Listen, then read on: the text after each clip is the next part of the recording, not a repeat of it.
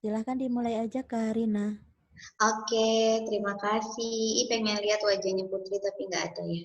Ya sudahlah, nanti kita lihat ya. Assalamualaikum warahmatullahi wabarakatuh. Perkenalkan Putri, nama kakak Karina, nama kakak ya Rina Nuraini, kode kakak BRM. Biasa kakak mengajar di Home Base Akses UI. Tidak hanya di Akses UI, ya kakak sudah melalang buana Cila kemana-mana ya, tapi paling di Akses UI, Depok Timur, Depok 2, sama Nusantara untuk tahun ini. Nah, ternyata ada hikmahnya juga ya. Kakak bisa melihat nih Putri gitu ya memberikan informasi mengenai hari ini pembahasan prediksi biologi SIMAK UI 2020. Padahal Putri di SG Cililitan. Sama siapa Putri biologinya di SG Cililitan? Siapa ya? Kakak belum pernah tuh main-main ke SG sana.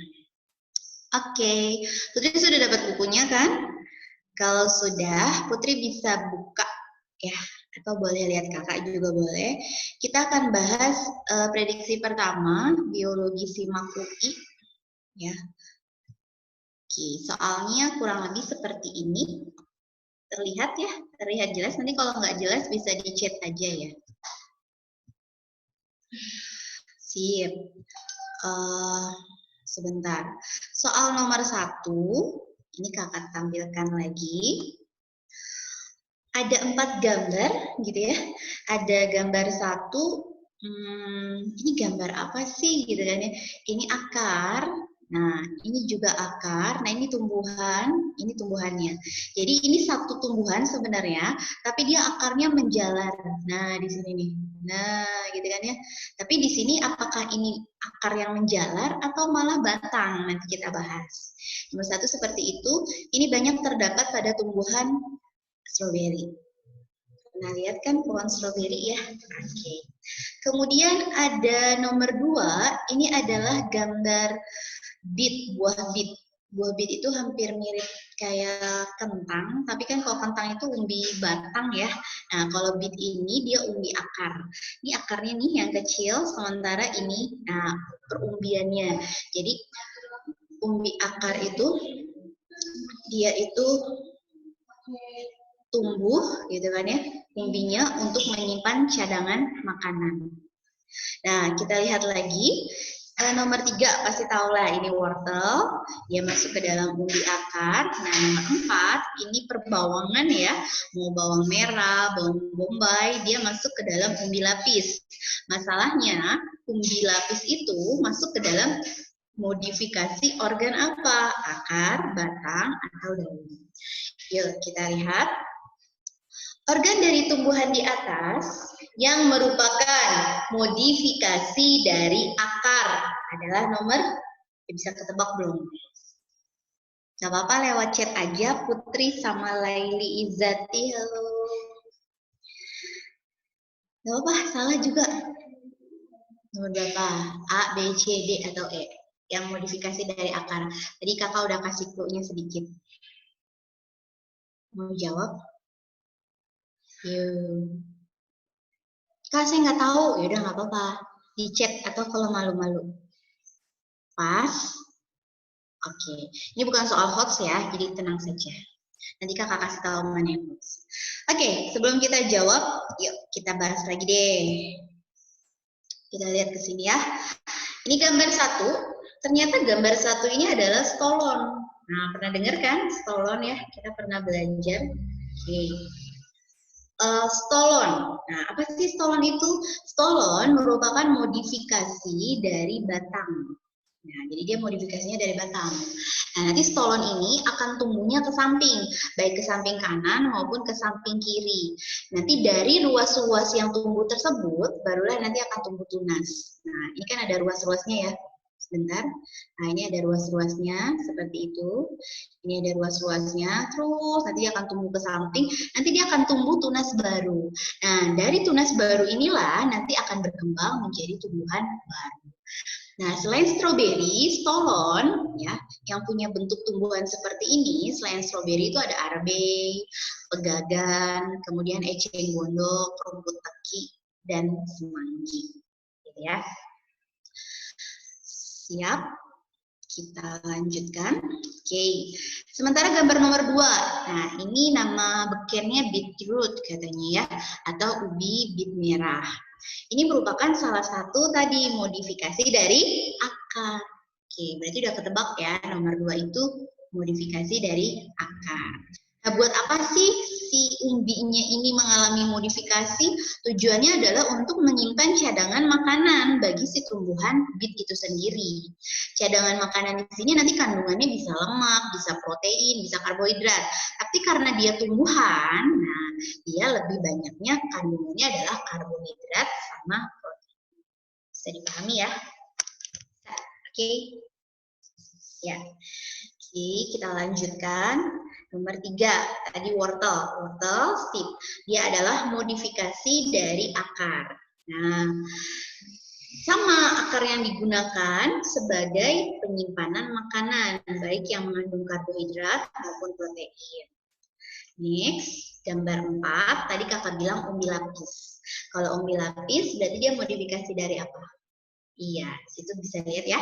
Dia ternyata modifikasinya dari daun. Jadi daun termodifikasi gitu ya, berlapis-lapis, makanya dibilangnya adalah umbi lapis. Nah, umbi lapis di sini jenisnya banyak. Lalu apakah ada akarnya? Ini yang serabut ini adalah akar. Contoh umbi lapis seperti bawang merah, bawang putih, bawang bombay, sama bunga lili. Ya. Bunga tulip. Oke, jadi jawaban nomor 1 sudah ketebak ya. Asik. Nomor 2 dan 3 yang termasuk dalam modifikasi dari akar. Oke, bisa dipahami sampai sini? Ada pertanyaan? Nomor 1 cukup ya? Cukup ya? Oke. Kalau tidak ada pertanyaan, kakak lanjutkan kembali. Bentar, error. Ya, kita lanjutkan ke nomor 2. Yuk. Sip, ada gambar ini ya ternyata di nomor 2. Ya. Wah, gambar apa nih gitu kan ya, ada bulat-bulat bergaris-garis. Kita lihat, perhatikan gambar anatomi salah satu organ tumbuhan berikut. Pernyataan yang tidak tepat untuk menjelaskan anatomi organ di atas. Ingat, dia mintanya yang tidak tepat gitu ya. Jadi yang tidak tepat. Ini tuh gambar apa gitu kan, kita harus tahu dulu, oh anatomi organ itu kan ada akar, batang, daun, bunga, buah gitu kan ya. Nah bunga buah singkirin lah ya dulu. Nah pasti kenapa disingkirin? Karena bentar. Ya, kenapa disingkirkan? Karena anatomi bunga sama buah biasanya nanti dia berhubungannya adalah di bagian reproduksi gitu.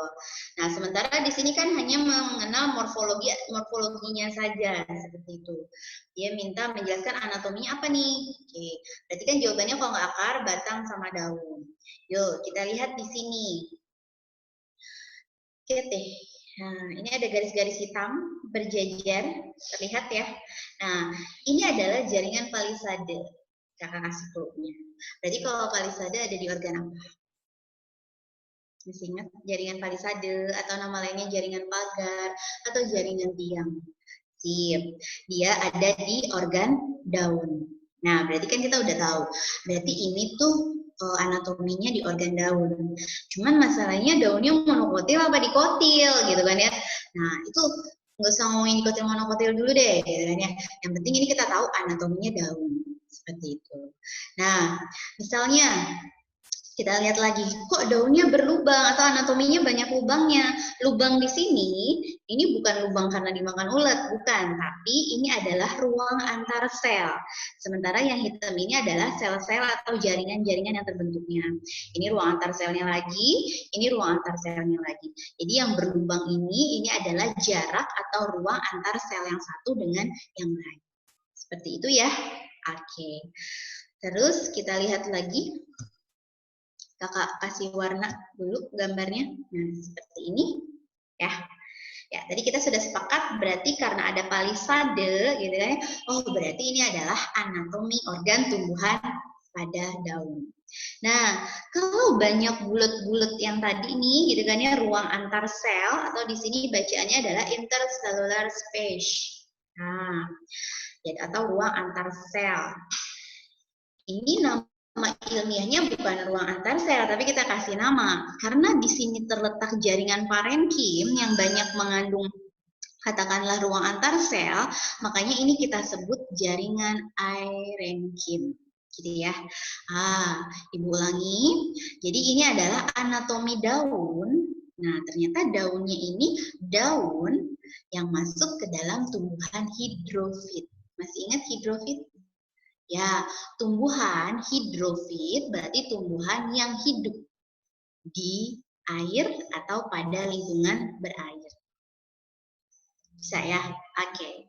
Lalu kenapa kok masuknya ke hidrofit bukan higrofit atau bukan xerofit? Ya karena tadi di sini di strukturnya itu banyak ruang antar sel. Jadi ciri anatomi daun hidrofit gitu ya. Itu dia punya ruang antar sel yang banyak atau besar-besar. Nah, kita lihat apa tuh jaringan parenkim? Tadi jaringan parenkim itu merupakan modifikasi dari jaringan parenkim yang fungsinya untuk menyimpan sip air. Gitu ya. Oke, kita lihat lagi. Pembahasan selanjutnya. Ya, masih tentang aerenkim ya. Aerenkim itu kita kasih nama lainnya air sac ya. Dia mampu menyimpan udara katanya. Tapi bisa juga menyimpan air. Cuman kalau dia menyimpannya air memang agak sedikit ya. Nanti ada lagi khusus namanya parenkim air. Jadi kalau untuk aerenkim ini dia khususnya adalah untuk menyimpan udara. Nanti udara yang tersimpan ini barulah berfungsi lagi untuk menjaga kelebihan air yang terdapat pada tumbuhan tersebut. Begitu. Nah, keistimewaan lainnya karena adanya aerenkim ini, makanya tumbuhan air itu bisa mengapung di atas permukaan air. Gitu. Kira-kira apa tumbuhan yang mengapung di atas permukaan air? Yang paling simpel, teratai ya. Oke. Teratai, kenapa sih dia bisa mengapung di dalam air selain dia punya batang yang berongga gitu kan ya? Nah, karena dia punya jaringan ini di bagian daunnya untuk membantu si tumbuhan tersebut mengapung di atas permukaan air. Nah, ciri lainnya kita lihat di sini ya, di gambar yang hijau ini. Kakak berbesar dulu. Nah, ini kalau kalian lihat ada ada upper epidermis. Up berarti itu epidermis bagian atas ya. Nah, ciri dari aerenkim dia itu berada anatominya, selain keberadaan aerenkim, ciri dari anatomi daun tumbuhan hidrofit itu memiliki lapisan epidermis yang tipis gitu. Ya, stomata hanya ditemukan pada bagian atas daun. Nah, kenapa pada bagian atas daun? Ingat, ini tumbuhan hidrofit. Kalau hidro kan tumbuhannya hidupnya di air kan? Nah, stomatanya itu harus di atas, yaitu di bagian epidermis bagian atas. Kakak ulangi, tumbuhan air stomatanya bukan di bawah, tapi di atas. Kalau tumbuhan di darat, baru stomatanya ada di bawah. Gitu ya. Kenapa kok kayak gitu kan ya? Nah, kalau misalkan tumbuhan air stomatanya di bawah, dia kelelep dong. Kan kemasukan air. Logikanya kan gitu, kan dia mengapung. Gitu ya, bisa ya. Ya, kemudian terjadi reduksi dalam perkembangan pembuluh angkut. Nah, selain perpindahan posisi stomata tadi, jadi ada reduksi, jadi pengurangan gitu ya dari sisi lem dan floemnya, pembuluh angkutnya. Dan perlu ditekankan di sini, tumbuhan hidrofit itu dia hanya punya sedikit jaringan sklerenkim. Kenapa? Karena dia lebih banyaknya jaringan kolenkim. Jaringan kolenkim itu jaringan yang banyak tersusun dari sel-sel yang hidup, gitu ya. Tersusun dari sel-sel yang hidup. Sementara jaringan sklerenkim, dia banyaknya terdapat pada jaringan yang sel-selnya mengeras atau sudah mati, kaku, kasar. Itu contohnya kalau sklerenkim banyak terdapat di sabut kelapa yang warnanya coklat. Gitu ya. Bisa dipahami ya? Iya. Ini pembahasan umumnya. Kita lanjutkan, itu tentang jaringan parenkim. Jadi, kenapa sih parenkim itu modifikasi dari parenkim? Nah, karena tadi ciri-ciri parenkim itu sama seperti pada jaringan parenkim. Pertama, dia merupakan sel yang hidup. Ya kan sklerenkimnya sedikit, berarti kalau sklerenkim sedikit, kolenkimnya banyak kan, jaringannya hidup. Terus sel-selnya berukuran besar, ya, tipis. Bentuknya macam-macam, bisa segi 6, bisa tadi seperti pagar, bisa bulat.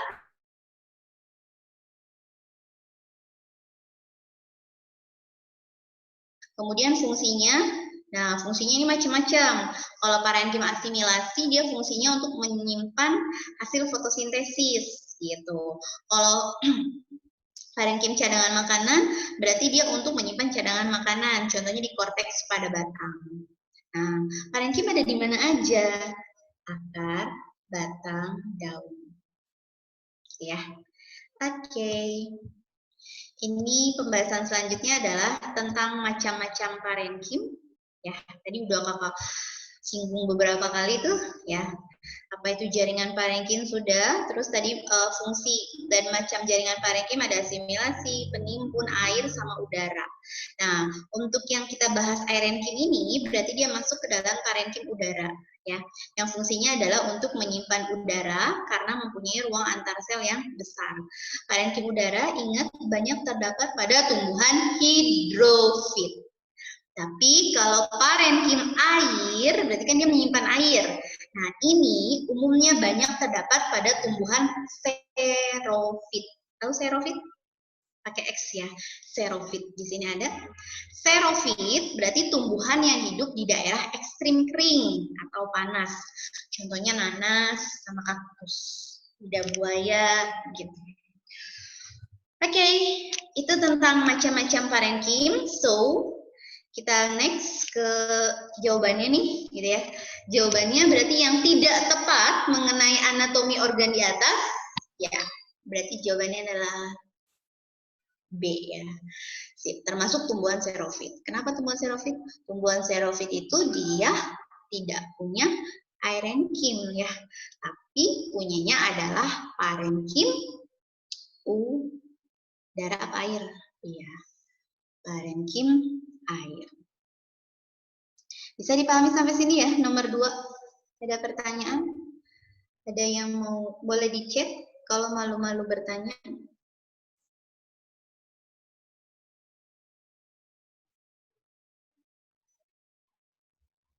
Tidak? Ya, kalau tidak kita lanjutkan ke nomor 3 ya. Sip. Nomor 3 ini soal HOLTS OSK 2017. Nah, yuk kita baca. Kalau punya tabel, ada tabelnya tuh bagian tubuh ABCD, perubahannya tidak berubah, menurun, meningkat, bisa dibaca sendiri ya. Oke. Tabel berikut ini menunjukkan perubahan aliran darah ya dalam tubuh kita. Aliran darah ke beberapa bagian tubuh dari posisi istirahat ke posisi berolahraga. Nah, jadi ada aliran darah dari kita diem aja tiba-tiba kita beraktivitas. Nah, perubahan aliran darah, dia nanya, pada ginjal dan saluran pencernaan itu bagaimana perubahannya?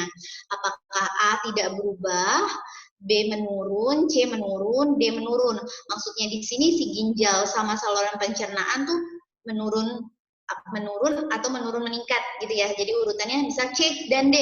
Berarti menurun ke meningkat. Berarti di ginjal menurun, di saluran pencernaan meningkat. Maksudnya seperti itu ya cara menjawabnya. Bisa ya. Berarti kalau A dan B, oh di ginjal berarti tidak berubah, tapi di saluran pencernaan malah menurun. Jawabannya maksudnya gitu. Nah, manakah jawaban yang benar? Ingat, ini ngomongin aliran darah ketika dari posisi istirahat ke posisi berolahraga. Yuk, kakak jelaskan dulu.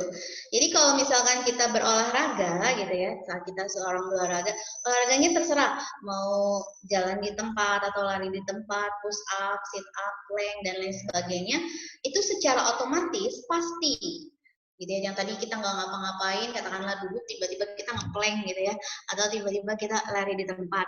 Nah itu pasti secara otomatis aliran darah kita yang tadinya jalannya slow, tiba-tiba malah rada cepat dikit berjalannya, gitu ya. Nah, jadi aliran darah dalam tubuh kita itu pasti selalu mengalami perubahan. Oke, darah yang akan dialirkan ke bagian-bagian tubuh tersebut itu, gitu ya, bagian tubuh yang mana? Kayak misalkan ke otot, ke jaringan-jaringan, ke bagian paling terkecil yaitu sel kita. Nah, jadi tujuan darah mengalir itu sampai ke bagian paling terkecil. Nah, darah akan mencukupi kebutuhan tubuh.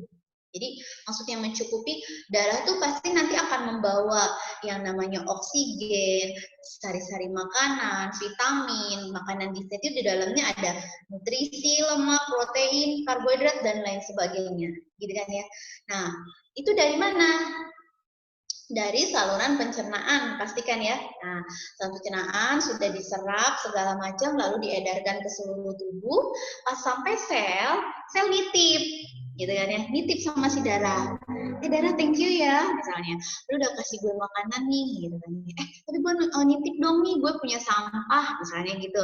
Nah, kita bilangnya sampah di sini adalah sampah sisa metabolisme. Nah, apa sih sampah sisa metabolisme? Ya bisa CO2, gitu kan ya, bisa H2O, bisa juga hasil ekskresi, kayak misalkan keringat, nanti dibuangnya kemana? Nah, itu nitip, itu juga dibawa. Nah, kalau misalkan ada kaitannya tadi sama ginjal, berarti kan sistem ekskresinya di membawanya urin, berarti kan ya. Nah, berarti dia nitip sisa pembuangan urin. Entah itu yang kandungannya dari perombakan protein, karbohidrat, dan lain sebagainya. Bisa dipahami ya sampai di sini. Ya, jadi tadi tugasnya pada saat berolahraga ingat terjadi perubahan aliran darah. Oke. Nah, nih poinnya di sini. Ketika darah itu menuju sel atau menuju ke semua jaringan-jaringan dalam sel tubuh kita, gitu kan ya, atau ke dalam organ hati, ginjal, paru-paru, pencernaan dan sebagainya, itu secara otomatis darah akan dikurangi atau menurun jumlahnya hingga hampir 25%. Tergantung kamu olahraganya apa. Kayak misalnya kamu olahraganya jalan kaki sama jalan muter-muter stadion. Oh, itu pasti nggak sampai itu pasti lebih dari 25% yang jalan ke stadion itu, muter-muter stadion. Jadi ketika olahraganya itu berat, otomatis hasil pengurangannya juga akan semakin tinggi, tidak 25%, itu bisa lebih. Bergantung pada frekuensi olahraganya. Seperti itu ya, bisa dipahami? Ya, udah ada jawabannya. Berarti cara menjawabnya kayak gini deh. Kira-kira kalau dia nanya ginjal, nanya hati, nanya saluran pencernaan, paru-paru, gitu kan ya. Nah, berarti perubahan aliran darahnya apakah berubah, menurun, atau meningkat? Tadi, mau kemana saja darah beredar, ingat ya, itu pasti terjadi pengurangan jumlah minimal 25%. Berarti di sini, mau ginjal, mau ke saluran pencernaan, pasti aliran darahnya menurun. gitu ya. Berarti B dan C. Optionnya adalah NC ya. Oke. Paham nggak penjelasannya? Kalau kecepatan kakak bilang ya. Ada yang mau ditanyakan sampai nomor 3? Ada.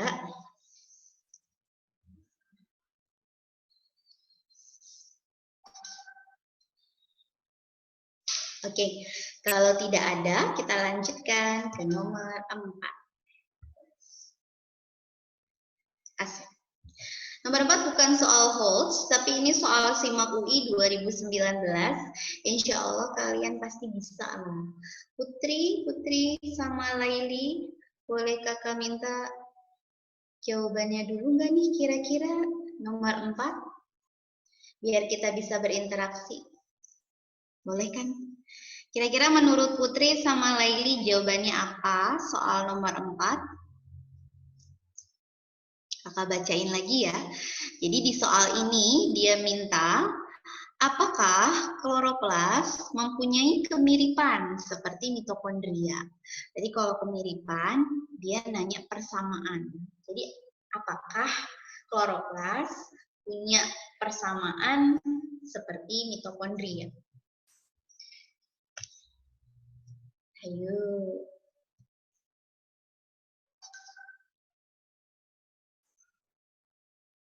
Punya persamaan? Oke, jawabannya apa? A, B, C, D, atau E kira-kira? Nggak apa-apa. Nggak bakal kakak sebutin jawabannya. Tapi kebaca ya. Gak apa-apa lah, karena cuman 2 biji ini nih. Ayo. Ya tuh kita ngobrol dulu. Putri mau masuk mana? Laili mau masuk mana? Biar kakak enak nih. Oh, Putri misalnya mau ke ITB gitu kan ya. Oh, Laili misalnya mau ke UI misalnya. Ambil jurusan apa? Apakah kalian mau kedokteran? Kalian setia belajar biologi nih?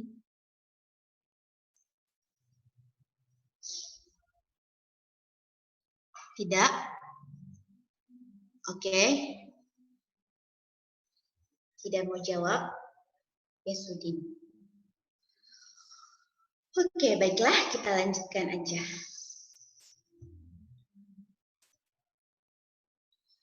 Ya, dia nanya kemiripan ya. Berarti di sini kalau kemiripan, persamaan ya. Oke. Yuk, sebentar kakak tutup dulu.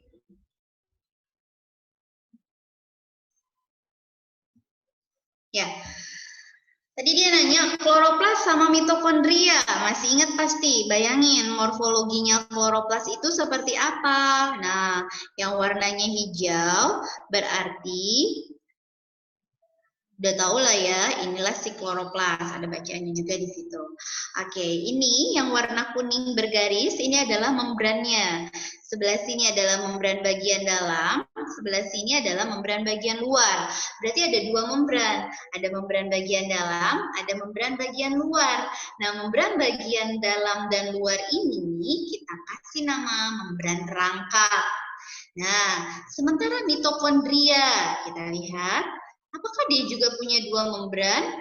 Oh, punya ternyata.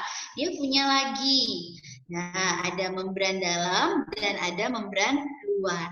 Berarti mitokondria, kloroplas sama-sama memiliki membran rangkap. Gitu ya kesimpulannya. Ya, itu yang pertama persamaannya. Itu udah jawabannya ya. Nah, terus persamaannya apa lagi? Katanya di sini dia bilang memiliki struktur yang sama, bagian membran dalamnya yang berisi faktor penggandeng carrier dengan ATP ase. Oke, kita lihat. Ini membran dalam. Sorry. Ini membran dalam. Ya, yang bulat-bulat kepingan ini grana, tilakoid. Ya, grana apa tilakoid? Ayo ingat lagi. Nah, sip. Ada kepingan, terus ada yang ruangan kosong, stroma ya. Nah, ini adalah wilayah membran bagian dalam. Disinilah yang kita tahu, kayak misalkan, oh stroma, terjadi proses reaksi gelap fotosintesis. Oh grana, terjadi proses, iya, reaksi terang pada fotosintesis. Berarti dua proses fotosintesis ini kan sama-sama untuk menghasilkan ATP. Disinilah masuknya ATP ase itu berisi faktor penggandeng atau carrier dengan ATP ase. Nah, sementara kalau di mitokondria sama, dia juga ada di membran dalam, gitu. Tapi ada tapinya nggak ya? Membran dalam si mitokondria ini kayak agak-agak keriput, kisut-kisut, mengkerut gitu ya. Jadi dia berlekuk-lekuk kita bilang. Nah, setiap lekukan-lekukannya inilah yang kita sebut sebagai matriks. Oke. Paham ya sampai sini? Disinilah berlangsung sama tadi. Ada penggandeng atau carrier dengan ATP ase. Oh, ada ATP ase sih di mitokondria. Nah, ingat fungsi mitokondria apa? Penyedia energi dalam bentuk ATP pada proses respirasi. Seluler ya, proses respirasi tingkat seluler. Oke. Kita lihat lagi nomor 2, persamaannya kloroplas dan mitokondria berlangsung peristiwa kemiosmosis. Ada yang tahu kemiosmosis? Jadi baik kloroplas maupun mitokondria katanya itu berlangsung proses kemiosmosis. Ini kakak jelaskan di slide terpisah ya. Apa sih kemiosmosis gitu kan ya. Jadi kalau misalkan tadi kita udah bahas, oh kloroplas untuk fotosintesis, oh mitokondria untuk respirasi seluler gitu kan ya. Dimana nanti mitokondria itu bisa menghasilkan energi dalam bentuk ATP gitu kan ya. Sementara fotosintesis juga dia menghasilkan energi ya. Jadi membutuhkan energi dalam bentuk ATP. Nah, tapi di sini dia butuh energi dari cahaya matahari juga. Dari mulai fotofosforilasi siklik, non siklik. Nah, itu adalah sebenarnya proses kemiosmosis yang dialami oleh mitokondria maupun kloroplas. Nah, kita lihat sini. Kemiosmosis, katanya di sini dia bilang, merupakan proses transfer elektron di mana terjadi gerakan ion melintasi membran selektif permeabel. Nah, tadi kan ada grana ya. Nah, tadi gambarnya, ini ada grana. Nah, antara grana satu dengan grana yang lain atau antara tilakoid satu dengan tilakoid yang lain itu kan ada pembatasnya ya, ada penghubungnya. Nah, disitulah si gradien konsentrasi itu berpindah dari membran selektif permeabel grana satu ke membran selektif permeabel grana yang lain. Paham sampai sini? Nah, untuk apa dia loncat gitu kan ya dari gradien satu ke bla bla bla dan sebagainya? Itu tujuannya tadi untuk menghasilkan energi berupa ATP. Makanya membran dalamnya kloroplas, membran dalamnya mitokondria itu bertugas menghasilkan energi berupa ATP. Prosesnya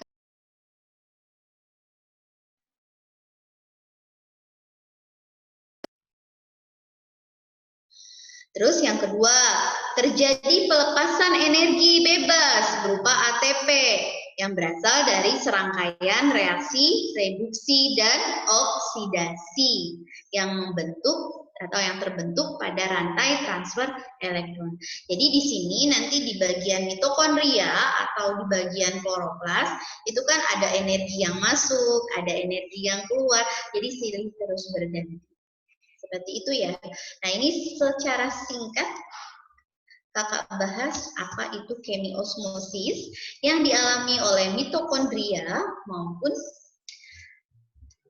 kloroplas. Ya, sekarang persamaan yang ketiga. Dia bilang di sini mengandung molekul DNA sirkuler.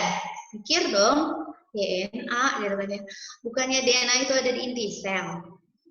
Iya ya, dia nggak ada. Ada di inti sel, jumlahnya banyak di inti sel. Tapi di kloroplas pun tidak menutup kemungkinan dia punya DNA. Cuma DNA-nya itu spesifik. Kenapa apa bilang spesifik? DNA-nya pertama, jumlahnya nggak terlalu banyak. Jadi ada di mitokondria, ada di kloroplas, tapi dalam jumlah yang sedikit. Terus bentuknya, bentuk DNA-nya itu nggak seperti DNA pada inti sel gitu kan ya, atau pada DNA di sel eukariotik pada umumnya, tidak. Kalau di organel kloroplas dan mitokondria ini DNA-nya berbentuk sirkuler. Sirkuler itu jadi seperti benang gitu ya, benang yang menggulung, benang kusut. Nah, benang kusut yang ngegulung-gulung, nah membentuk seperti lingkaran. Melingkar, makanya dinamakan DNA sirkuler. Kakak sebentar ya, si bensin dulu serak.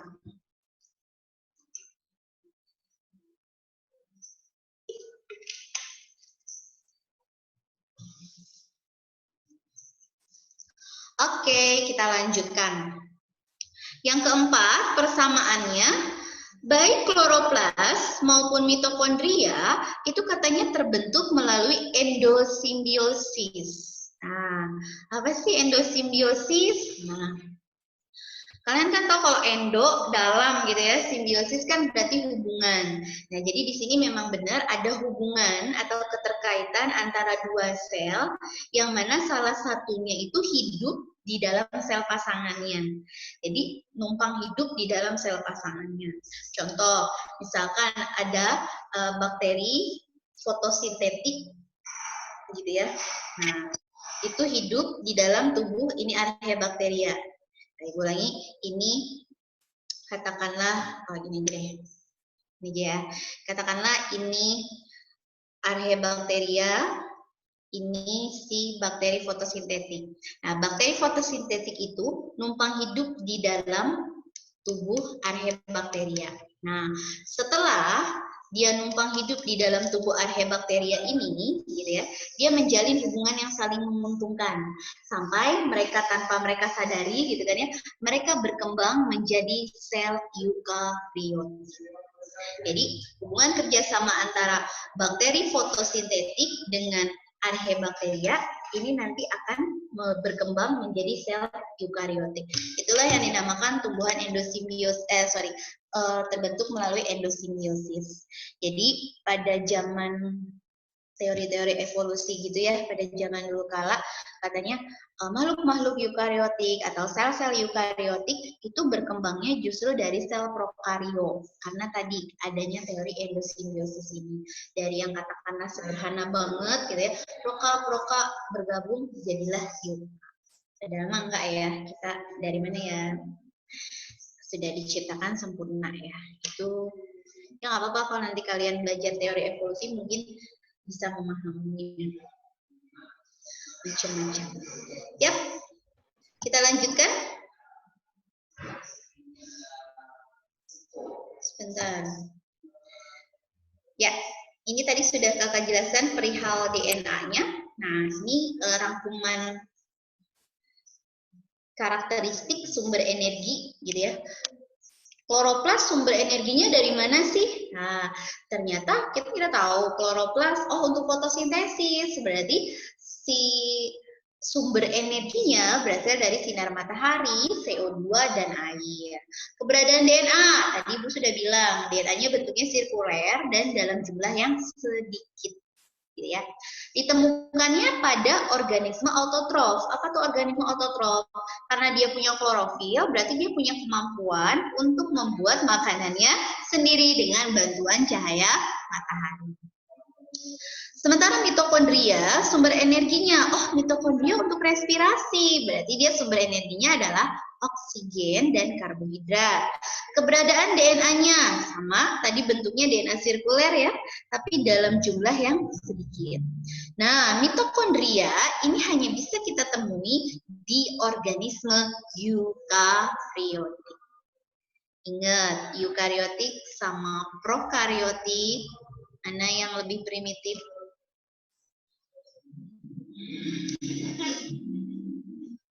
Ayo, lebih primitif mana? Proka ya, prokariotik lebih primitif. Terima kasih. Prokariotik lebih primitif. Kenapa? Karena prokariotik tidak memiliki membran inti sel. Sementara euka dia punya membran inti sel. Oke. Berarti kita ke jawaban soal nomor 4. So, kloroplas memiliki kemiripan seperti mitokondria. Yang mana? Udah tadi jawabnya paling awal ya. Jawaban. Keduanya memiliki sistem membran dalam dan luar. Kenapa A? Kok Bu, kenapa enggak A?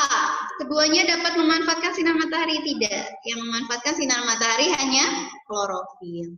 Kenapa bukan B? Morfologi keduanya mirip. Beda banget ya. Tadi kan gambarnya udah sangat jelas. Hanya di luar banget. Karena yang tadi punya membran rangkap aja. Sementara kalau dari segi morfologi dia beda banget. C. Keduanya mengandung DNA dalam jumlah besar? Salah. Dalam jumlah yang sedikit. D. Keduanya ditemukan dalam sebagian sel bakteri dan tumbuhan. Tumbuhannya mungkin masih bisa kita terima ya. Tapi kalau untuk sel bakteri, tadi ingat, yaitu adanya paling banyak di eukariotik. Sementara kalau sel bakteri itu prokariotik. Seperti itu. Selamat datang yang baru bergabung. Ada Daksa, Lintang. Ada yang mau ditanyakan? Ada Nadia, ada Anissa, halo, ada Alfida, ada dari Cilengsi, ada Tisha. Ibu, kakak nggak pernah lihat kalian ya, tapi perkenalkan nama kakak Karina, BRN ya. Oke, selamat bergabung. Terima kasih sudah bergabung bersama kakak. Kita lanjutkan ya. Sekarang itu kita masuk ke soal nomor 5. Kalau tidak ada pertanyaan, kita masuk ke soal nomor 5. Bisa ya? Oke. Soal nomor 5. Pada suatu piramida energi yang tersedia pada satu level akan semakin berkurang pada level yang lebih tinggi. Andaikan pada level bawah tuh berarti produsen ya. Tersedia 100.000 kilokalori. Maka energi yang tersedia pada level konsumen tingkat 2. Ingat dia nanya di sini level konsumen tingkat 2. Ada pertanyaan? Bisa? Ya. Kita lihat saja gambarnya dulu. Nah, tadi katanya di level paling bawah ada produsen ya kan? Produsen di sini 100.000 kilokal dia bilang. Nah, produsen, Ibu ulangi, itu masuk ke tingkat trofik 1. Konsumen primer tingkat trofik 2. Konsumen sekunder tingkat trofik 3. Konsumen tersier tingkat trofik 4. Kalau dia nanya levelnya tingkat trofik. Jadi produsen ini setara dengan tingkat trofik 1. Ya, ini tingkat trofik 2, ini konsumen sekunder tingkat trofik 3, ini tingkat trofik 4. Gitu ya. Nah, tadi dia nanyanya adalah konsumen tingkat 2. Berarti bukan level. Nah, berarti konsumen tingkat 2 kita sudah tahu konsumen tingkat 2 si konsumen sekunder. Kalau di tingkat level berarti ini masuk ke dalam tingkat level ketiga. Gitu ya. Jadi jangan, emang suka beda-beda ya nanya soalnya. Kadang langsung nanya konsumen sekunder ada berapa gitu kan ya. Atau dia nanya tingkat level tingkat trofik level ketiga, kedua dan lain sebagainya. Jadi kalau nanya tingkat trofik itu ngitungnya dari produsen. Produsennya dihitung. Nah, Ibu ulangi. Jadi katanya tadi produsennya ada 100.000 kilokalori. Nah, berapa nih kira-kira di konsumen sekunder? Oh, udah ada jawabannya ya. Jadi di sini ada 1000. Dapat dari mana Bu 1000? Nah, ini udah rumusnya ya. Jadi setiap kali naik satu tingkatan, ya. Jadi dari produsen naik ke konsumen primer, ini akan berkurang energinya 10 kali. Energi berkurang 10 kali lipat. Ulangi ya. Jadi setiap naik satu tahapan atau satu level, energi akan berkurang 10 kali lipat. Jadi jika produsen 100.000 kilokal, naik satu tingkat, berarti sisa 10.000 kilokal. Naik lagi ke konsumen sekunder, jadi 1000 kilokal. Naik lagi, jadi 100 kilokal. Bu, nanti misalkan konsumennya sampai ada yang ke-6, ya naik aja terus. Pokoknya dikurangi satu tangga, gitu ya, satu taikan, itu berkurang 10 kali lipat. Oke, ada pertanyaan sampai sini? Tadi ada yang masih belum jelas kalau di cabang yang lain. Kalau cabang ini gimana? Jangan malu-malu. Tidak ada, saya? Tidak ada? Atau malu lewat chat boleh? Tidak ada? Berarti paham ya? Nadia gimana? Paham ya, Nak? Paham, Kak. Sip. Ajeng gimana, Ajeng? Tisha. Kayak namanya nggak asing deh. Anissa. Anissa-nya ada 2 ya. Anissa Kusuma. Paham ya, Say? Paham, Kak. Oke, thank you. Sip.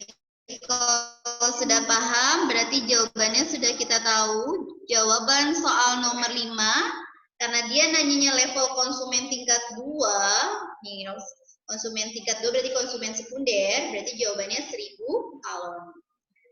Oke, kita lanjutkan ya. Soal nomor 6, ya. Ini bukan soal hoax juga.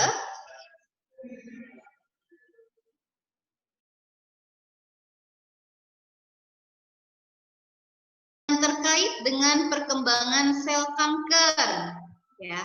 Ingat, kalau di soal sudah ada ngebahas tentang tahapan dalam siklus pembelahan sel, berarti kamu langsung, oh ini tuh berarti ngomongin interfase, fase gap 1, sintesis, gap 2, mitosis, profase metafase dan lain sebagainya itu ya. Jadi kan udah siap-siap gitu. Ini mau nanya ke arah mana nih gitu kan ya. Nah, di sini dia pilihannya gap 1, gap 2, S itu sintesis ya, mitosis sama interfase. Nah, kakak ulangi. Jadi intinya di soal nomor 6 ini dia tuh nanya di mana sih gitu kan ya terjadi perkembangan sel kanker. Oke, si pintar. Thank you. Siapa namanya? Daksa. Daksa. Alasannya apa Daksa? Interfase? Saya lupa Kak, tapi ada yang ngatur dia supaya dia membatasi supaya dia nggak terlalu bereproduksi terus-menerus di interfasenya. Oh, great. Bagus, bagus. Siapa tuh kira-kira? Benar-benar jawabannya benar. Yang Daksa tahu siapa? Ada yang ngatur kan? Ada sesuatu yang ngatur kan? Iya, tapi lupa namanya apa Kak. Oke, sip. Tapi itu udah that's point. Udah benar. Cuman siapa ya? Siapakah yang ngatur? Yuk, kita lihat. Jawaban Dava benar. Thank you. Nah, ini. Siapa yang ngatur? Nah, ternyata yang ngatur adalah enzim. Enzimnya namanya cyclin dependent kinase. Kita singkat CDKS. Ya, ya. Kita ini dulu, review dulu. Kakak kenalin. Ini ceritanya adalah sel kanker. Bukan ceritanya, emang benar ya. Jadi sel kanker kita zoom. Ini yang bulat ini adalah sel asli kita. Sementara yang bintik-bintik seperti kutil ini, gitu kan ya. Nah, ini adalah hasil pembelahan dari sel kanker. Sel kanker itu siapa, Bu? Ya sel kita sendiri, gitu kan ya. Tapi dia melakukan pembelahannya sangat cepat dan sangat banyak jumlahnya, tidak sesuai dengan yang diharapkan oleh tubuh. Makanya dia berkembang nanti menjadi sel yang abnormal, merugikan bagi sel kita sendiri. Nah, jadi yang bintik kecil-kecil ini adalah pertumbuhan atau perkembangan dari sel kanker. Nah, sekarang pertanyaannya, kok bisa gitu kan ya, sel kita yang tadinya katakanlah normal, kok malah berubah jadi sel kanker gitu ya. Nah, ini pasti ada yang berubah tadi, kata-katanya pasti berubah. Yang namanya sel, ingat, di dalamnya pasti ada yang mengatur, yaitu si materi genetik, ya nggak? Nah, materi genetik di sini kan bisa DNA, dan termasuk gen dan kawan-kawannya gitu kan ya. Nah, otomatis ketika materi genetiknya berubah, DNA gennya juga akan mengalami perubahan. Ingat konsep, jika terjadi perubahan susunan atau terjadi perubahan jumlah, perubahan lah intinya gitu kan ya, pada materi genetik seseorang itu pasti sudah mengarah ke mutasi. Jadi kanker itu terjadi karena adanya perubahan materi genetik baik susunan maupun jumlahnya. Kita namakan itu proses mutasi. Gitu ya. Nah, sel kanker ini yang tadinya dia normal gitu kan ya, kemudian dia berubah menjadi sel abnormal, ini mengalami tadi yang kakak bilang, pembelahan sel yang tidak terkendali gitu. Tidak terkendali kayak gimana kak? Ya terserah dia, misalkan sehari yang harusnya sel itu membelah 10 kali aja ya, dia malah membelah 100 kali. Wah, itu sangat tidak terkendali gitu kan ya. Nah, tapi jangan khawatir, Tuhan itu adil gitu kan ya, Tuhan itu maha besar.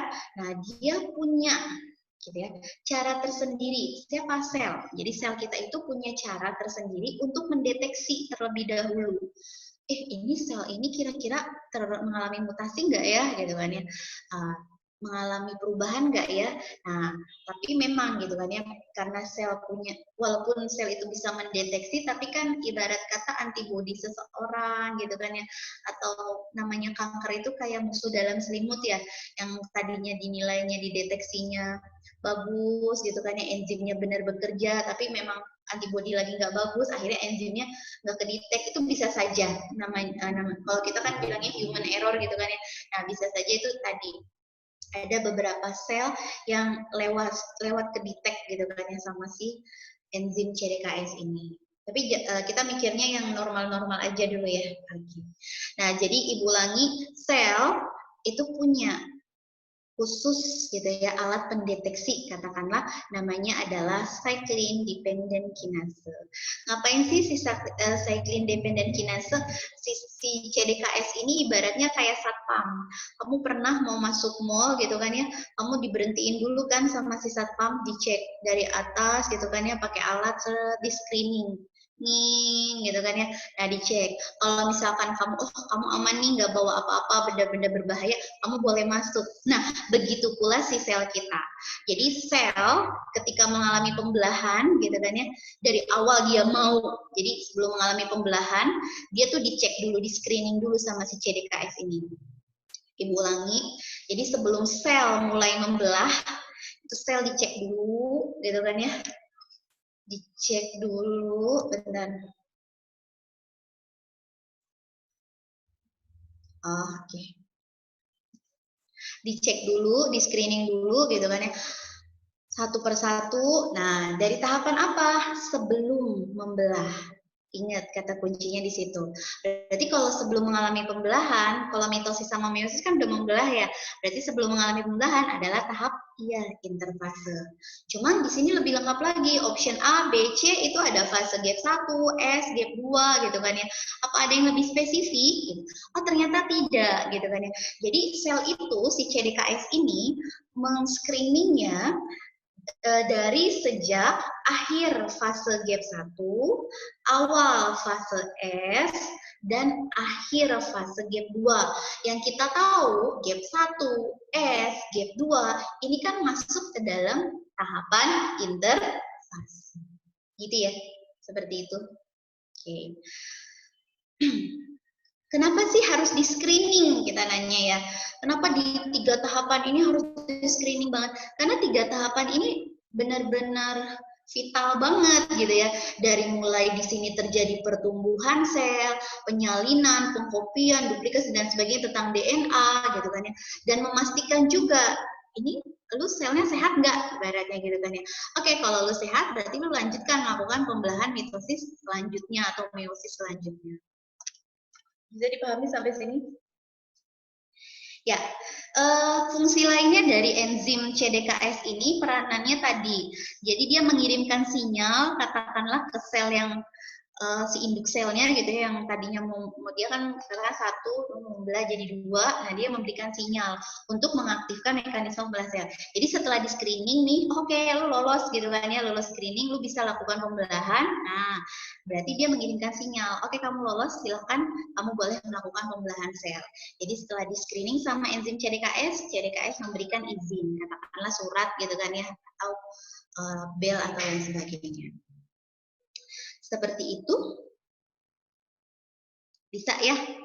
Nah, jadi di sini poinnya, kompleks CDKS atau enzim CDKS disebut juga sebagai kontrol checkpoint sebelum sel melakukan proses pembelahan. Oke, ini tahapan interfase, gitu ya. Yang tadi kakak bilang, jika ada DNA yang bermutasi, Bu, gimana? Atau ada DNA yang bermutasi mau jadi sel kanker, gitu kan ya? Ini harus gimana? Ya pastinya sama si CDKS ini di stop. Oh, lu nggak boleh masuk, gitu kan ya? Nah, diambil, ditahan, dibuang sama si sel itu sendiri. Dan pastinya tidak untuk dilanjutkan melakukan tahapan siklus sel selanjutnya. Seperti itu ya, sip. Thank you, jawabannya Daksa, berarti benar ya. Jawaban untuk soal nomor 6 adalah yang E, interfase. Oke. Tidak ada pertanyaan lagi? Ya. Ada? Kakak cek. Tidak ada. Oke, kalau gitu kita lanjut ke nomor 7.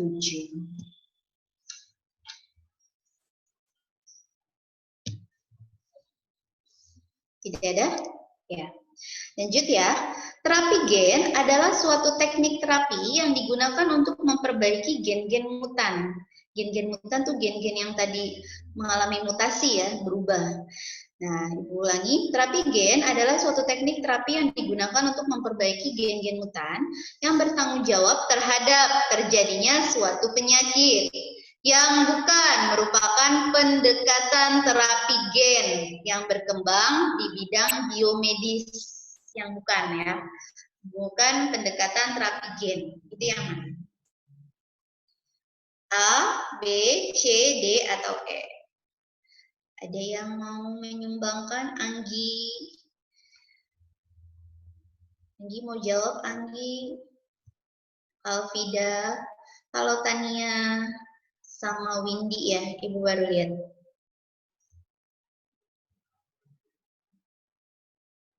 Tidak? Tidak ada? Oke, kita lanjutkan. Melenyapkan gen abnormal dengan gen normal dengan cara lakukan rekombinasi. Rekombinasi itu gabungan ya, rekombinasi homolog. Apa tuh rekombinasi homolog? Oke, kita kesini dulu. Terapi gen itu contohnya kayak misalkan terapi gen pada hormon insulin. Ada orang yang menderita diabetes mellitus gitu ya, disebabkan karena sel pankreasnya tidak bisa lagi memproduksi hormon insulin, katanya seperti itu. Maka dari itu jalan satu-satunya dia terapi hormonnya dengan cara terapi gen. Nah, caranya gimana? Terapi hormon di sini bukan masukin suntikin hormon aja. Capek kalian nyuntikin terus. Nah, akhirnya ya udahlah coba yuk gitu kan. Kita sisipkan antara katakanlah penderita diabetes mellitus, pankreas kan udah nggak normal gitu kan ya, pankreasnya sudah tidak normal. Nah, jadi orang yang pankreasnya normal, kita minta sel pankreas yang normal disisipkan ke dalam sel pankreas yang tidak normal, seperti itu. Jadi dia berkembang nggak di situ. Jadi untuk mendompling jumlah dari produksi hormon insulin pada pankreas orang yang tidak normal. Jadi rekombinasi homolog di sini, kalau misalnya kamu mau menyisipkan gen pankreas penderita, harus dengan gen pankreas yang normal. Jadi sesama gen pankreas. Maksudnya seperti itu rekomendasi homolog. Berarti benar ya. Ini kan tujuannya adalah untuk melenyapkan gen abnormal diganti dengan si gen normal. Ya enggak? Melenyapkan di sini bukan tiba-tiba pas diganti langsung lenyap, enggak juga. Tapi itu butuh proses untuk mengurangi jumlahnya. Terus yang B, melakukan mutasi balik secara random sehingga gen abnormal dapat berfungsi normal kembali. Nah, ini juga benar. C, memasukkan gen normal yang spesifik ke dalam sel yang memiliki gen mutan. Nah, tadi caranya gen normal ke dalam sel yang tadi kakak bilang ya. Yang D, mengobati penyakit keturunan yang terjadi karena mutasi pada satu gen. Ini mengobati penyakit keturunan yang terjadi karena mutasi pada satu gen. Misalnya ada orang diabetes, tapi memang dia bukan keturunan, tapi karena gaya hidup. Itu kan bukan hanya itu saja gitu kan ya. Jadi terapi gen ini tidak harus mengobati penyakit keturunan.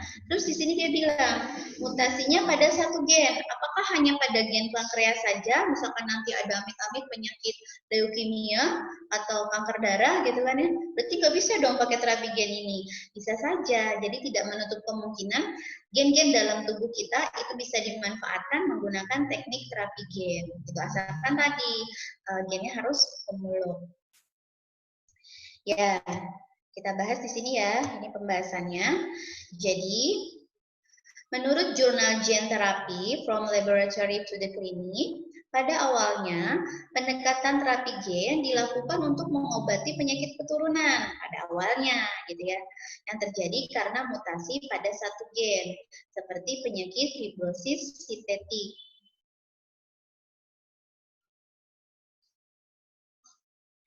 Nah, tapi seiring berjalannya waktu, pendekatan terapi gen ini kemudian berkembang untuk mengobati penyakit-penyakit yang terjadi karena mutasi, gitu. Justru kalau zaman sekarang banyaknya malah karena mutasi ya, jarang karena penyakit keturunan itu, gitu. Pada zaman dulu masih boleh lah. Sebetulnya ini nggak mengerikan. Nah, zaman sekarang dimanfaatkan nih untuk mengobati penyakit karena mutasi, katakanlah tadi kanker. Nah, penggunaan terapi gen pada penyakit tersebut dilakukan tadi dengan memasukkan gen normal yang spesifik ke dalam sel yang memiliki gen mutan. Jadi, sel pankreas normal disisipi ke sel pankreas yang mutan atau penderita. Selain memasukkan gen normal ke dalam sel mutan, mekanisme terapi gen ini bisa juga digunakan melalui rekombinasi homolog untuk melenyapkan, jadi untuk melenyapkan perlahan gitu ya, gen abnormal dengan gen yang normal. Terus mencegah ekspresi gen di sini gen yang abnormal, maksudnya mencegah ekspresi bukan ekspresi wajahnya gitu kan ya. Nah, ekspresi di sini maksudnya adalah mencegah agar si gen abnormal itu ditekan pembelahan selnya dari mulai replikasinya atau duplikasinya gitu, itu benar-benar ditekan agar nanti dia pembelahan selnya lebih terkendali atau malah berhenti gitu ya, yang untuk khusus gen abnormal. Dan terakhir, dia melakukan mutasi balik selektif sehingga gen abnormal dapat berfungsi normal kembali. Ini kayak proses recovery ya. Jadi setelah mungkin melalui tahapan yang sebelumnya, nanti lama-kelamaan diharapkan gen yang abnormal itu gitu ya, itu bisa kembali berangsur-angsur menjadi gen yang normal. Seperti itu. Itu pembahasan nomor 7. Berarti kita dapat jawabannya ya. Terapi gen yang bukan merupakan pendekatan terapi gen di sini adalah berarti yang D tadi ya, mengobati penyakit keturunan. Karena zaman sekarang lebih mengobatinya dari penyakit-penyakit yang disebabkan karena mutasi. Seperti itu. Ada pertanyaan? Tidak. Tidak? Iya. Oke, kalau tidak ada pertanyaan, kita lanjutkan lagi ya.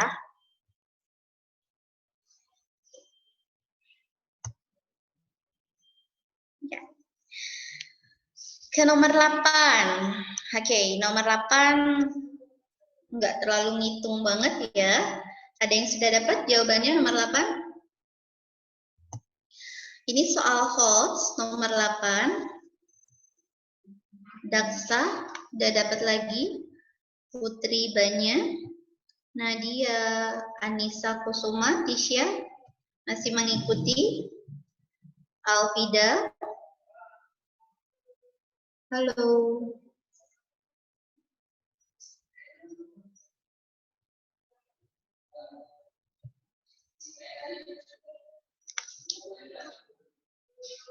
Lanjut. Aku Oke. Eka. Lanjut, Kak. Kenapa, Say? Lanjut. Oke. Soal nomor 8. Warna bulu pada sebuah ras ayam diatur oleh dua gen. Gen A menghasilkan warna hitam, gen B menghasilkan warna putih. Nah, jadi ada ayam hitam sama ayam putih, gitu ya. Persilangan antara ayam hitam dengan ayam putih ini nanti akan menghasilkan anak ayam berbulu coklat. Nah, hal ini menunjukkan bahwa jadi kedua induknya beda warna ya. Emaknya misalkan hitam, bapaknya putih. Anaknya coklat, gitu kan ya. Apakah A? Kata dia, A, warna bulu hitam merupakan resesif. Apa itu resesif? Kan kita tahu kalau resesif itu berarti kan sifatnya lemah. Karena dia gennya sifatnya tertutupi oleh gen dominan. Kalau hitam, putih, gitu ya, kawin, hitamnya resesif, otomatis keluar anaknya putih dong. Karena putih jadi dominan. Gitu kan? Nah, Bu gimana kalau dibalik? Putih resesif, berarti hitamnya dominan. Hitam dominan, berarti otomatis anaknya jadi hitam. Ya enggak? Nah, ini kan dibolak-balik aja. Kalau A sudah salah, B sudah salah, ya otomatis C dan D juga salah. Kan tadi kakak bolak-balik. Ya udah, kalau mau logika, jawabannya pasti E. Kenapa dominansi sifat tidak dapat ditentukan? Yuk, kita lihat di sini. Kenapa jawabannya E? Yuk, tadi kan kakak bilang, gen A itu, oh ya, ini ada gambar, kakak jelasin dulu. Ini bukan berarti ayam ini anaknya jadi ini, enggak ya. Ini cuma dari warna aja. Gen A, warna bulu ayamnya hitam. Gen B, warna bulu ayamnya putih. Terus tiba-tiba menghasilkan anak warna bulunya coklat. Oke. Hasil persilangan ini menunjukkan dominansi sifat tidak dapat ditentukan. Kenapa? Karena anaknya warnanya coklat itu tidak sama warnanya dengan kedua induknya. Ini menunjukkan bahwa tadi si hitam dominan, putih juga dominan. Gitu kan ya. Jadi mereka sama-sama mendominansi yang nantinya sifatnya tidak dapat ditentukan. Seperti itu.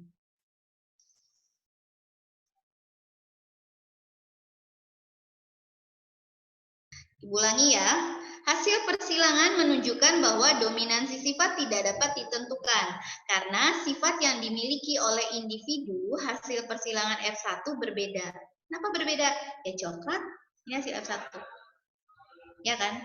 Gimana kita tahu biar mendominansinya? Kita harus mengawinkan F1 dengan sesama F1-nya, nanti baru kita dapat di hasil individu F2. Seperti itu. Apakah puas pembahasannya? Ya, jadi jawabannya adalah dominansi sifat tidak dapat ditentukan. Karena anaknya menghasilkan warna yang tidak sama dengan kedua induknya. Simpelnya sih gitu alasannya. Gitu ya. Ini hasil persilangan ini bisa lah ya. Bu, kenapa di sini A besar, A besar? Kan tadi Ibu bilang sama-sama dominan. Jadi kita tulis di situ gennya homozigot dominan. Putih pun gitu. Kita tulis B besar, B besar. Sama-sama homozigot dominan. Dari sini A besar keluar gametnya A. B besar keluar gametnya B. Jadilah A besar, B besar warnanya, fenotipnya coklat. Ada pertanyaan sampai sini?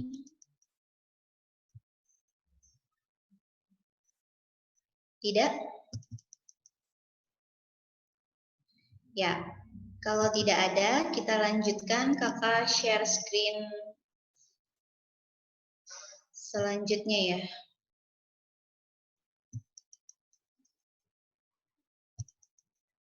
Oke, ini sudah. Kita lanjut ke nomor 9.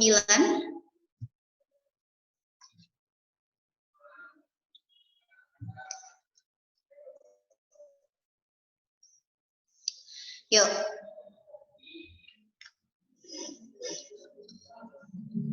Nomor 9. Pernyataan yang paling tepat berkaitan dengan individu yang berhasil dalam proses evolusi. Ini simak UI 2018 ya. Soal HOTS. Kira-kira bisa nggak jawabnya? Boleh nggak gantian? Apa jawabannya, Daksa? C. D. C, Kak. C. Depok. Cak. Kenapa Depok? Cicak, Kak. Hah? Cicak. Yang C. Bentar. Cicak. Kenapa alasannya? Boleh nggak tahu kakak? Kalau yang C karena dia mempunyai probability yang lebih banyak buat menghasilkan populasi sehingga dia melanjutkan evolusinya. Lebih banyak menghasilkan peluang melanjutkan evolusi. Waduh. Dari mana peluangnya lebih banyak dilihatnya? Dari kalimat mana? Dari menghasilkan 10 keturunan fertil. Oke, that's good. Benar. Bentar ya.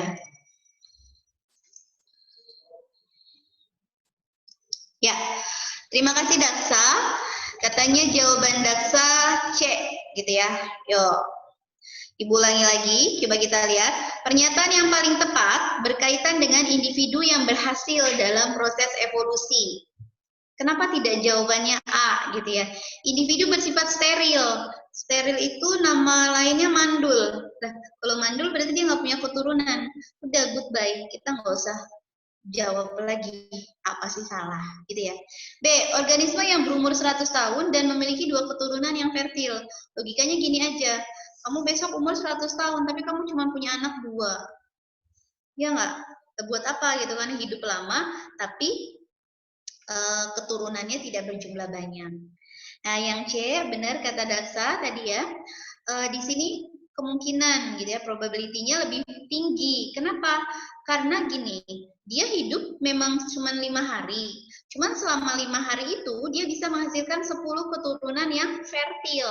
Nanti dari 10 keturunan ini kita kalikan lagi dong. Bisa 10 kali 10, 100. Terus saja kayak gitu. Sampai berapa hari, berapa bulan, berapa tahun keturunannya jumlahnya semakin banyak. Jadi jawabannya benar di C. Kenapa D salah? Itu ada kata-kata sterilnya lagi. Ya, kalau fertil itu artinya subur. Kalau steril itu nama lainnya mandul. Nah, yang E, hewan jantan yang kawin dengan 20 hewan betina. Wah, ini mah doyan kawin ya. Kenapa doyan kawin? Nah, ngapain dia kawin sama 20 hewan betina, tapi anaknya cuma 1. Gitu kan ya. Nah, ini tidak melanjutkan keturunan yang banyak. Ya, kalau di sini kakak ngetiknya sama aja sih ya. Individu yang berhasil dalam proses evolusi adalah individu yang dapat mewariskan sifat-sifat dan materi genetik yang dimiliki kepada keturunannya. Jadi kalau mau individunya dikatakan berhasil, spesiesnya itu utuh, gitu kan ya, berkembang terus, tadi dia sifatnya harus fertil, subur, dan menghasilkan keturunan yang banyak. Hal ini menunjukkan bahwa sikat genetik yang dimiliki itu telah lolos seleksi alam. Individu yang mampu beradaptasi dengan baik memiliki kemungkinan yang lebih besar untuk menghasilkan keturunan yang lebih banyak. Seperti ini. Ya, jadi jawabannya benar adalah yang C. Sip, kita ke nomor 10. Ya, nomor 10 ini sudah bukan ABCD lagi ya, tapi kita gunakan petunjuk B. Tolong diperhatikan baik-baik, kalau bisa sudah hafal ya, apa itu petunjuk B? Bisa ya, ini pernyataan pertama, ini pernyataan kedua, benar-benar berhubungan, hubungannya berarti jawabannya A. Benar-benar tidak berhubungan, berarti jawabannya B. Benar, salah, ini option sini salah, misalnya ya, berarti jawabannya C. Salah, benar, yang atas salah pernyataannya, yang bawah benar, berarti jawabannya Depok. Salah semua, kedua pernyataan, itu jawabannya E. Ini optionnya untuk menjawab nomor 10, 11, 12, berarti 3 nomor. Yuk, kita lihat saja. Jawabannya apa kira-kira? Ayo bantuin Ibu.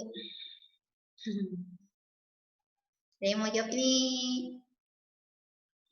Nggak terlalu susah kok. Ada? Tahu?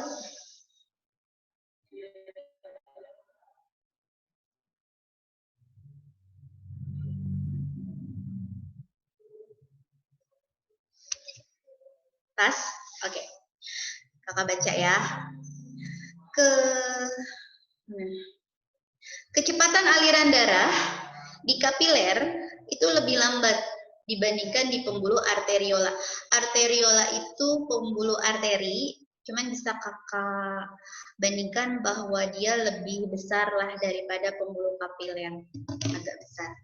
Nah, sebab aliran darah yang lambat di kapiler itu dapat meningkatkan intensitas pertukaran kimiawi. Pertukaran kimiawi ini bisa berupa CO2, H2O gitu kan ya.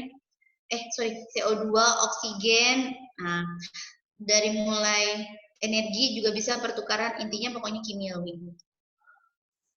Kita baca dulu yang option atas ya. Kecepatan aliran darah di kapiler katanya lebih lambat dibandingkan di pembuluh arteriol. Itu benar atau salah? Terus, aliran darah yang lambat di kapiler dapat meningkatkan intensitas pertukaran kimiawi. Seperti itu.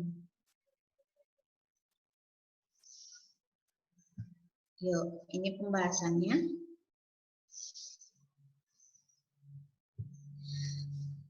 Ini ceritanya kecepatan aliran darah ya.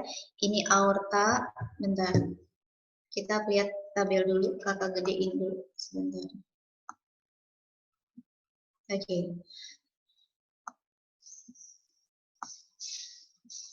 Nah, ini aorta. Kelihatan ya, kecepatannya ini katakanlah 50. Arteri di 40. Nah, arteriola sekitar sini ya. Sekitar 10 sampai 20. Sementara kapiler 0 sampai 1 kali dia ya. Venula mulai lagi naik terus sampai vena cava. Berarti bisa tadi kakak bayangin, kita bayangin ya, bahwa arteriola itu kecepatannya lebih cepat ya dibandingkan si kapiler. Ini kalau kita baca dari gambar. Nah, berarti udah ketebak belum jawabannya? Kecepatan aliran darah di kapiler lebih lambat.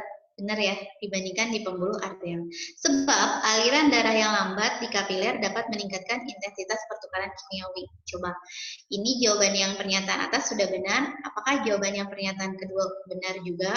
Kita baru lihat ke pembahasan. Sini. Kecepatan aliran darah di kapiler itu lebih lambat karena arteriol itu terletak lebih dekat ke jantung. Jadi kalau masih letaknya dekat dengan jantung, itu otomatis kecepatannya masih lebih cepat, lebih kuat kontraksinya. Nah, saat aliran darah di dalam arteriol itu bergerak menjauhi terus saja jauh dari jantung, nah berarti di sini akan terjadi perubahan volume atau boleh kita bilang akan terjadi kecepatan aliran darahnya. Aliran darahnya akan semakin lambat. Jadi boleh kita bilang kapiler karena dia letaknya jauh dari jantung gitu ya, makanya otomatis kecepatan aliran darahnya lambat.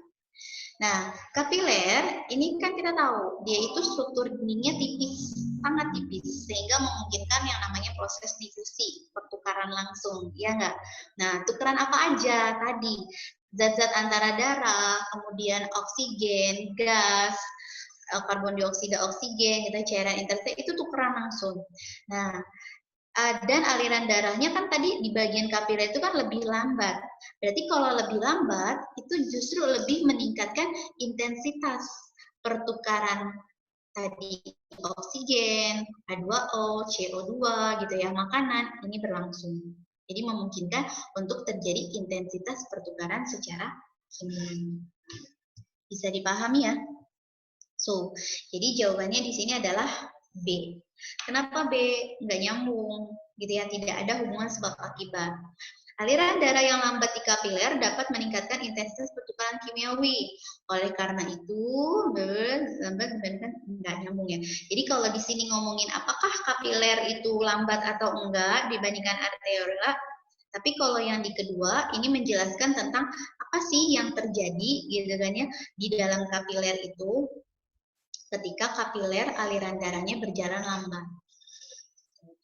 Harusnya kalau mau dia berhubungan, dia nggak ngebahas tentang intensitas pertukarannya, tapi dia membahas di sini kayak tadi, yang tadi alasannya ya, kenapa kapiler lebih lambat? Karena jarak antara kapiler dengan jantung itu cukup jauh, sehingga kontraksi jantung itu sudah melemah gitu kan ya, jarak.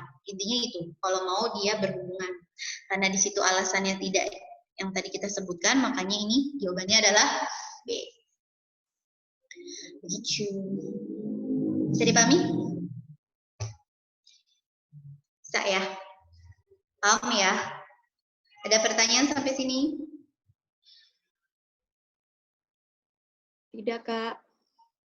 Ya, terima kasih. Kita lanjutkan.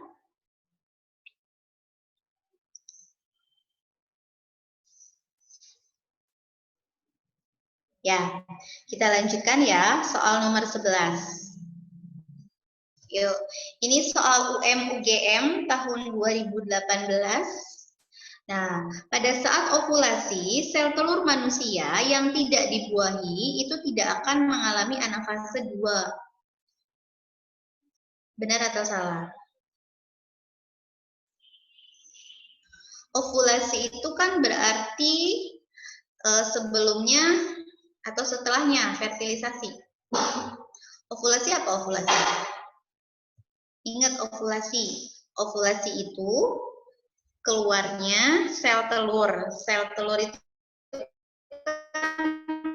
masih dalam bentuk oosit sekunder ya. Jadi kan kita kalau dari SD bilangnya sel telurnya itu ovum. Chris.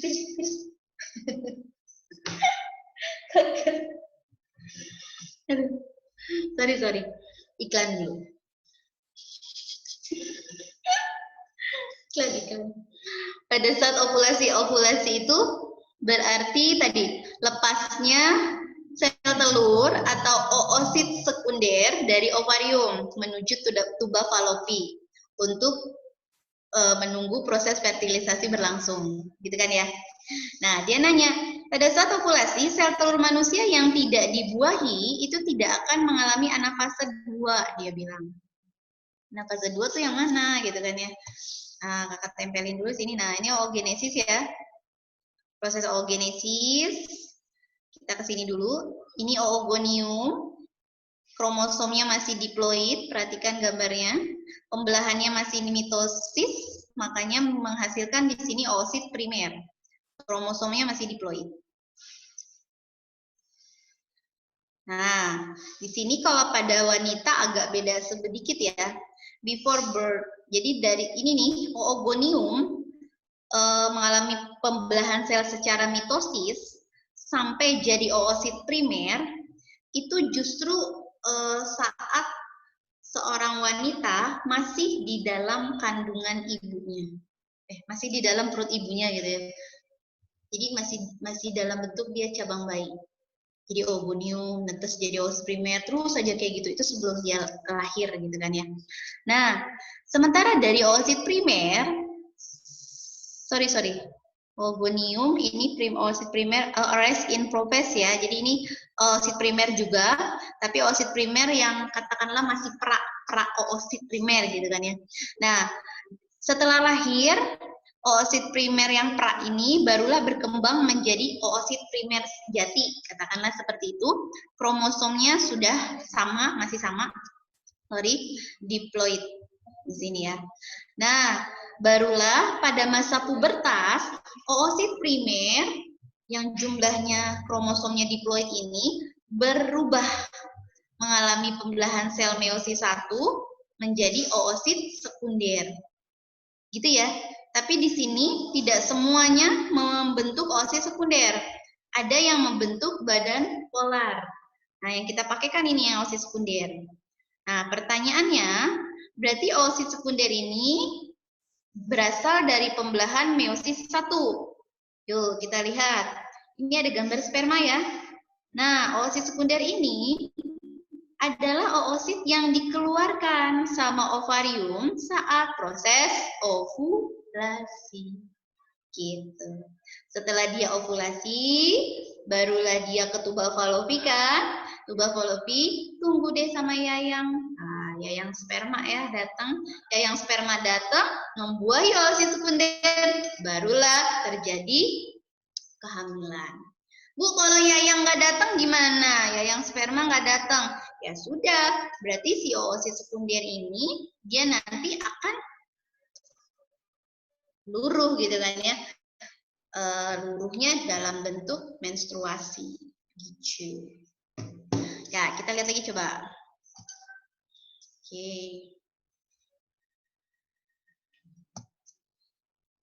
Jadi jawabannya